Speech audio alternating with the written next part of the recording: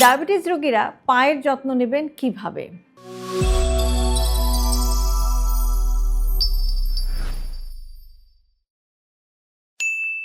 Diabetes রোগীদের অনেকেই বলেন একটু কেটে গেছে, তেমন বড় কিছু না, পায়ে হালকা জ্বালা ঠিক হয়ে যাবে।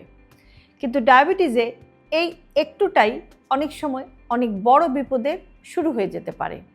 কারণ ডায়াবেটিসে পায়ের সমস্যা একদম চুপচাপ আসে, ব্যথা না দিয়েও এটা ভয়ঙ্কর রূপ নিতে পারে।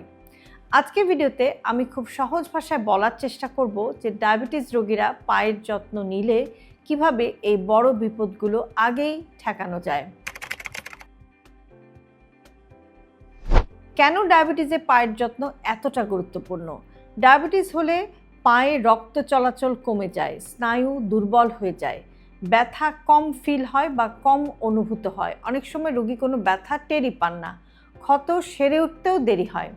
ফলে এই ছোট কাটা, ফোস্কা, চুলকানি এগুলো সবই বড় ঘায়ে পরিণত হয়ে যেতে পারে। আর এ কারণেই পায়ের যত্ন ডায়াবেটিস রোগীর জন্য একদম বাধ্যতামূলক। প্রতিদিন পা দেখবেন, এটাই সবচাইতে বড় নিয়ম। ডায়াবেটিস রোগীরা প্রতিদিন একবার করে হলেও পাকে ভালো করে দেখবেন বা অবজার্ভ করবেন। কি দেখবেন? কোথাও কোনো কাটা আছে কিনা, কোনো ফাটা আছে কিনা, কোনো ফোস্কা বা কোনো লালচে ভাব দেখা যাচ্ছে কিনা, কালো বা নীলচে কোনো দাগ আছে কিনা, আঙ্গুলের ফাঁকে কোনো ঘা বা ভেজা ভাব আছে কিনা। যাদের চোখে দেখার সমস্যা আছে বা যারা চোখে একটু কম দেখেন তারা আয়নার সাহায্য নেবেন বা পরিবারের কাউকে বলবেন, পরিবারের অন্য কারো হেল্প নেবেন যে একটু দেখে দেবে যে আপনার পায়ে কোনো সমস্যা মনে হচ্ছে কিনা। পা পরিষ্কার রাখার সঠিক নিয়ম কি? পা ধোয়ার সময় কুসুম গরম পানি ব্যবহার করুন। খুব গরম পানি না, অনেক বেশি গরম পানি না, একটু হালকা গরম পানি এবং হালকা সাবান ব্যবহার করুন।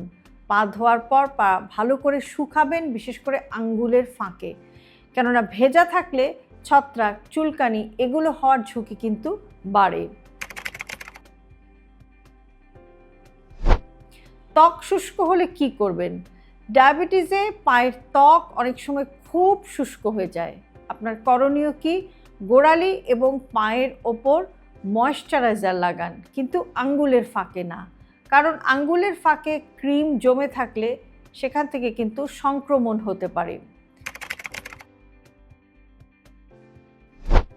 এবার আসি যে নখ কাটার কী নিয়ম আপনি মেনে চলবেন। নখ কাটতে গিয়ে অনেকেই ভুল করেন। নখ কাটার সময় সোজা করে কাটবেন, খুব ছোট করে কাটবেন না, কোনাকুনি করে কাটবেন না। ভুলভাবে নখ কাটলে নখ ঢুকে গিয়ে ঘা হতে পারে। জুতা এবং চটির ব্যাপারেও সাবধানতা অবলম্বন করতে হবে। ডায়াবেটিস রোগীদের জন্য জুতা খুব গুরুত্বপূর্ণ। জুতা কেমন হবে? নরম, পায়ের সাথে ঠিকমতো ফিট, ভেতরে কিছু ঢুকেছে কিনা সেটা দেখে নেবেন। খালি পায়ে হাঁটা একদম না, শক্ত টাইট জুতা একদম না। ঘরের ভেতরেও হালকা চটি ব্যবহার করুন।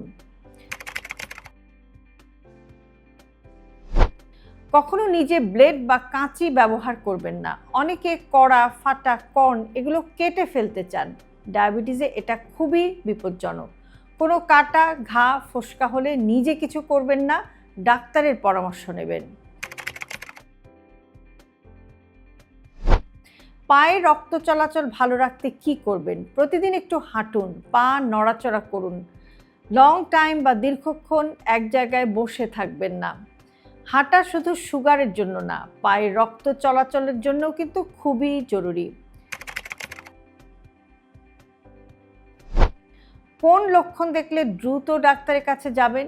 যদি ক্ষত 2 থেকে 3 দিনে না শুকায়, পা লাল, গরম বা ফুলে যায়, কালো দাগ দেখা যায়, পুঁজ বা দুর্গন্ধ হয়, এক মুহূর্ত কিন্তু দেরি করবেন না।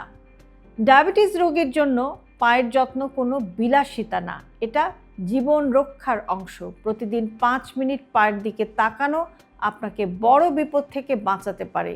নিজের পায়ের যত্ন নিন, কারণ পাই আপনাকে জীবনের পথে এগিয়ে নিয়ে যায়। এই ভিডিওটি যদি আপনার বা আপনার পরিবারের কারো উপকারে আসে তাহলে লাইক দিন, শেয়ার করুন আর কমেন্টে লিখুন, আমি আজ থেকেই পায়ের যত্ন নেব। আপনার এই ছোট প্রতিজ্ঞাই অনেক বড় সমস্যাকে থামাতে পারে। হেলথি লাইফস্টাইলকে জটিল ভাববেন না। আপনার দৈনন্দিন জীবনের ছোট ছোট অভ্যাসের পরিবর্তনই আপনাকে নিয়ে যেতে পারে একটি সুস্থ জীবনধারার দিকে। আর সে কারণে আমরা সবসময় বলে থাকি হেলথি লাইফস্টাইল সিম্পলিফাইড। আজকের ভিডিওটি যদি আপনাদের কাছে ইউজফুল মনে হয় তাহলে অবশ্যই প্রিয়জনকে পাঠাতে ভুলবেন না। আর এরকম আরও ভিডিও প্রতিদিন পেতে সাবস্ক্রাইব করুন আমাদের ইউটিউব চ্যানেল এবং ফলো করুন আমাদের Facebook page with doctor Shahnaz Chowdhury.